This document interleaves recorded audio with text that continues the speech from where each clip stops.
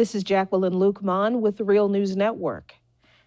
After the Supreme Court ruled against the Trump administration's efforts to add a citizenship question to the upcoming census, Trump has been forced to retreat from that effort. But the alternative he has proposed to gather what he says is the real number of undocumented or illegal immigrants in the U.S. is even more concerning than the citizenship question itself in some ways. Here to talk about the potential implication of this new tactic is Keshia Morris.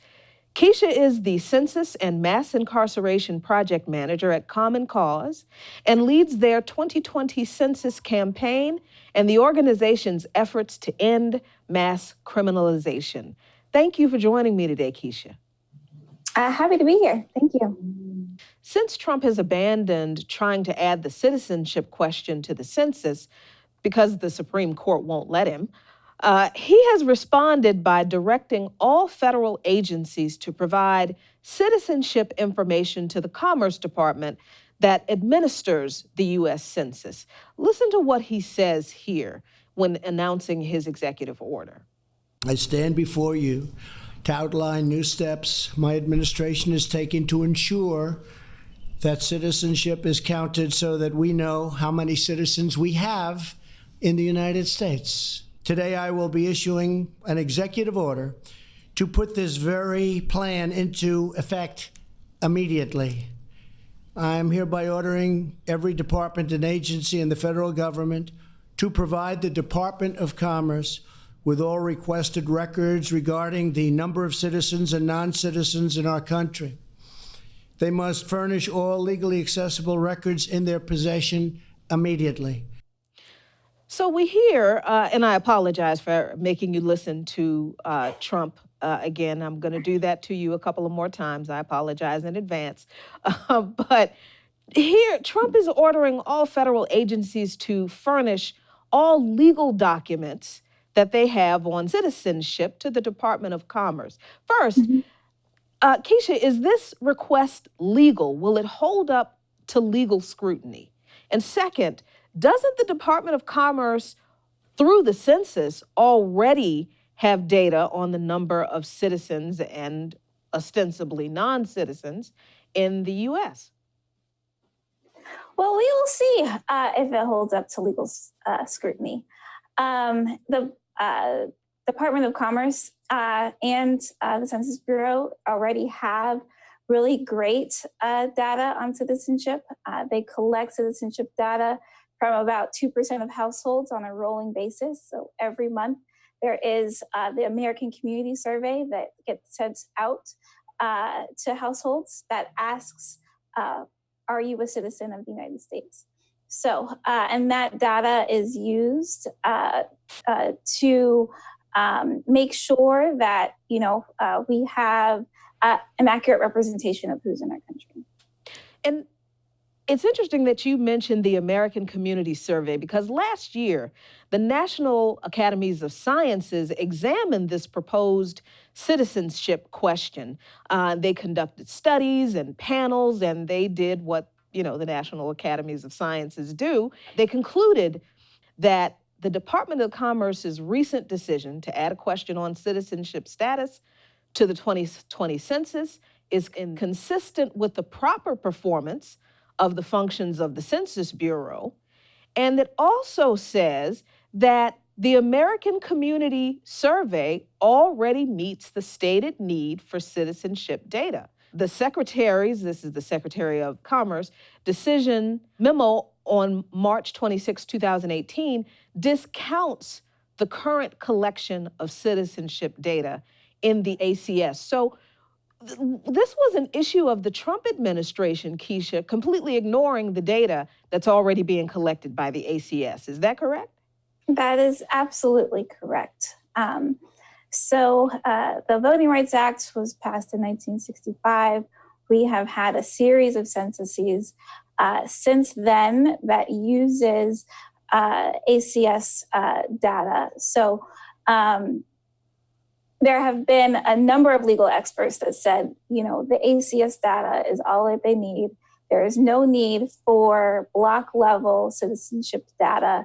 and it would in fact harm their efforts more than help. So the Trump also raised the issue of apportioning districts, and so did the Secretary of Commerce and AG William Barr in defending this question, adding this question to the census, and now introducing this executive order to collect this additional citizenship data. The recent SCOTUS decision, Supreme Court decision, to not interfere in partisan gerrymandering of voting districts is a very important issue that Trump himself actually mentioned in his press conference yesterday. So let's listen to what he had to say about that. This information is also relevant to administering our elections. Some states may want to draw state and local legislative districts based upon the voter eligible population. Indeed, the same day the Supreme Court handed down the census decision, it also said it would not review certain types of districting decisions, which could encourage states to make such decisions based on voter eligibility. With today's order, we will collect all of the information we need to conduct an accurate census and to make responsible decisions about public policy, voting rights, and representation in Congress. In everything we do, we will faithfully represent the people of the United States of America. There are a couple of issues in that clip that are a little bit alarming, but the first I want to bring up is the issue of gerrymandering and apportionment. So that's two issues, actually, that the Trump administration claims to address with receiving this information from various federal agencies on citizenship. What does that mean? What is the implication on gerrymandering, apportionment, and voter representation in Congress if this executive order stands? Right. So before this executive order came last night, advocates have been watching the Census Bureau's language on this. And in fact, about 15,000 Common Cause members submitted public comments to the Census Bureau when they mentioned that they would be including data on citizenship in the what's called the PL 94171, also called the redistricting file, that gets sent to the states after the census is completed.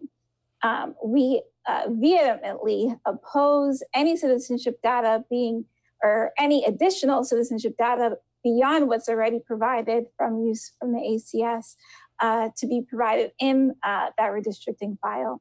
It has great impacts. It gives already gerrymanders an additional data point to gerrymander. And we also fear that some map makers and legislatures will use that highly targeted citizenship data to exclude non-citizens from representation in state legislatures. And as we have seen in states where the GOP has participated in hyper-partisan gerrymandering, what happens is the GOP creates a voting district that is largely white and almost completely exempt of people who are not already Republican-leaning. So this is something that would be used by the GOP to further those kinds of efforts that the Supreme Court has already said it's not going to stop. But my question also is, wouldn't these efforts also harm African-American communities or other communities that are adjacent to those people who are targeted by this additional citizenship data? Absolutely. So Common Cause found in litigation that we are currently in North Carolina about partisan gerrymandering in North Carolina. Common Cause v. Lewis, we found some documents related exactly to that. So Thomas Hofeller, who is the chief gerrymanderer, or was the chief gerrymanderer, he passed away in 2018. We came across, we obtained about 100,000 files from his hard drives and flash drives after he passed away. And in one of those documents, he had a memo that he wrote in 2015 that basically said, adding a question on citizenship to the 2020 census form can then be used to redistrict off of citizen voting age population to cause a structural advantage for Republicans and non-Hispanic whites. So anyone that is outside of the Republican label, anyone that is outside of the non-Hispanic white label would absolutely be affected by these policies. And this is just another tool, basically, in the continual fight to further gut the Voting Rights Act. So in your estimation? Absolutely. Gerrymandering, unfortunately, has been something that's happened since the beginning of districts. But, we have gotten extremely good at it in the last few years, especially with the rising technology. But it is not just Republicans that gerrymander. We definitely know that Democrats do it as well. Yes, absolutely. The interesting thing is that when Republicans gerrymander, and there were other cases where Democrats did participate in partisan gerrymandering that was very extreme, that did result in winning some elections that were challenged in the Supreme Court. But definitely when the GOP targets non-white, non-Hispanic populations, they know that they do that because Hispanic populations generally vote Democrat. So that's a very interesting aspect of this issue. Something else that Trump said yesterday, and this is the last clip of Trump I will play from that press conference yesterday, I promise, that is very interesting in regard to who we are focusing on as far as who, quote unquote, undocumented or illegal immigrants are in this country. Let's listen to this interesting comment. As shocking as it may be, far-left Democrats in our country are determined to conceal the number of illegal aliens in our midst. They probably know the number is far greater, much higher than anyone would have ever believed before. Maybe that's why they fight so hard. This is part of a broader left-wing effort to erode the rights of the American citizen and is very unfair to our country. For most people, the focus on, quote, illegal immigrants, end quote, is always on brown people from South and Latin American countries crossing at the border, the southern border of the United States. But the truth is, there's a growing number of people who are overstaying their visas in the U.S., but most of those people are not targeted by ICE raids. As a matter of fact, none of them are, certainly not Border Patrol. And they're likely not the targets of this new effort announced by Trump. Why is that, Keshia? Why is this new effort not targeting visa overstays and those people from different countries than the ones that are being targeted who are coming across the southern border? Well, the citizenship question as it stood was, it was a broad question. Are you a citizen of the United States? It did not go into citizenship status. Even if you check the box, no, I'm not a citizen of the United States. It doesn't ask you, are you undocumented? What kind of visa you have? It doesn't do that.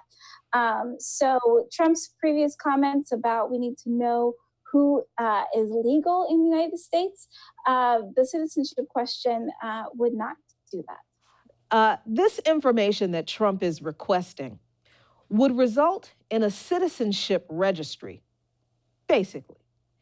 And it's interesting that the Republicans want this, but have decried registries for everything, from store loyalty cards to gun purchases, because they're against big government, and they're against what the government could do with that information. But does this alternate path to collecting this citizenship information achieve the goals of creating this citizenship registry that, by the way, has never existed in the United States, but it has existed elsewhere? What are your thoughts on that? So, the executive order that Trump released last night does not do what he claims that it does. It does not create a citizenship registry of folks that are illegal in the United States. The information that he requested from all executive agencies to be handed over to the Commerce Department in relation to the census, we absolutely know that census data is protected 100% through what's called Title 13. It is one of the strongest protections that we have, privacy protections that we have in the United States. It even trumps the Patriot Act. So any data that is given to the Census Bureau is protected. That data cannot be used to harm any individual at an individual level or at an aggregate level. It is against the law. It's interesting that you mentioned that this data cannot be used to harm people, because it's clear that other people realize that this was the intent of this citizenship question, and now it's quite obvious that it's the intent to target undocumented people, to harm them, to deport them, and for other kinds of harm through just the track record of this administration.